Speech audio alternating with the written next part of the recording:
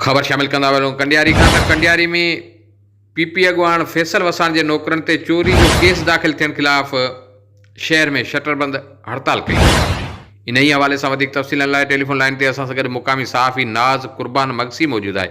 नाज़ इन हवाले सां वधीक तफ़सीलनि खां आगाह कजो। पीपल्स पार्टी जो अॻवान आहे फैसल वसाण उन्हनि जे ज़ाती मुलाज़मनि ते बकरी जे चोरी जो केस दाख़िल थियो आहे।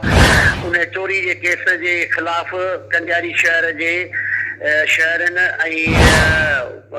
शहरनि तरफ़ां मुकमल तौर ते शहर बंदि कयो वियो आहे ऐं सांगड़ ऐं नीतू ख़ास जो जेको मेन रोड आहे उन ते कुझु मिंटनि खां पोइ धरणो लॻंदो ऐं उहो रोड ब्लॉक कयो वेंदो।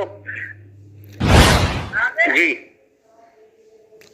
अच्छा, इन हवाले सां को मौक़िफ़ साम्हूं अची सघियो आहे फैसल वसाण जो या इन जो, ऐं जेको असां इहे कहिड़ा कहिड़ा इलाइक़ा हींअर बंदि आहिनि हुते? हींअर कंडियारी शहर जो मेन आहे शहीद सिकंदर वसाण चौक आहे, ख़ान बहादुर गुलाम हैदर वसाण चौक आहे ऐं उन खां पोइ शहर जूं जेके मुख़्तलिफ़ शाही बाज़ार आहे टोटल उहा मुकमल तौर ते बंदि पई आहे। शहर जी जेकी मेन चौराहा आहिनि उहे मुकमल तौर ते बंदि पिया आहिनि।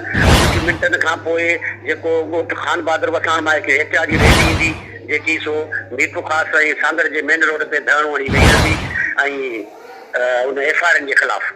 वरी महिरबानी नाज़ कुर्बान मगसी तफ़सीलनि खां आगाह करण लाइ। नाज़रीन, तव्हांखे ख़बर ॾींदा पहिरियों कंडियारी खां त पीपी अॻवान फैसल वसाण जे नौकरनि ते पेरूमल थाणे ते बकरी चोरी जो केस दाख़िल थियण ख़िलाफ़ कंडियारी शहर में हींअर शटरबंद हड़ताल कई वई आहे। थोरी देरि खां पोइ ॿुधायो पियो वञे त हुते एहतिजाज पिणु कयो वेंदो।